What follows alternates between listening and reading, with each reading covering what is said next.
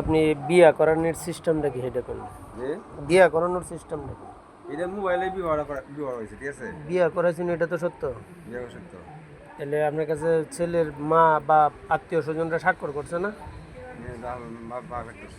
এই স্বাক্ষরের কাগজটা আপনার দিতে সমস্যা? ছেলে সই না দে, আমার ছেলের দরকার নেই, ছেলে তো বিদেশ। বিদেশ দিতে আইছে। আমি ওইটা বলতেছি না, আপনি যখন ছেলেকে এবং মেয়ের বিবাহটা করাইছেন তখন ছেলে কোথায়? বিদেশে।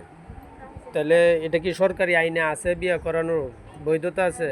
এটা মানে পক্ষতে বলছে যে আমরা মোবাইলে ডেটা পড়াই, ছেলে আয় সাক্ষী দিব, সই দিব, ঠিক আছে? ছেলে আইসা সই দিব। আমাকে ছেলে কি আইছে না আইছে, ছেলে মধ্যে সই দিচ্ছে, আমি নকলটা দেম কি ভাই? ওইটা আমার দেখার দরকার নাই। আমি আমরা যে সময় কাজ করি এই সময় তারা বলে বলি বলি যত্ন মতো ছেলে সই না দিব, তোমার নকল দেওয়া যেত না। এটা হলো আপনার বক্তব্য। আমরা সব সব সব জায়গায় মেয়ে বলি। ছেলের বাপে সই করছে আপনার কাগজে? করছে, করছে। আত্মীয় স্বজন করছে, ছেলের আত্মীয় স্বজন যদি কইরা থাকে তাইলে সামাজিকভাবে তো এটা বৈধ বিয়া। বুঝতো?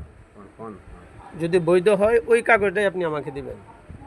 আমার ছেলে সই দেন, কিন্তু আমরা আমার ওটা দরকার নাই। আপনি দিতে পারবেন না সেটা বলেন। আমি এক নম্বর নাই, হ্যাঁ, নম্বর অন্য একটা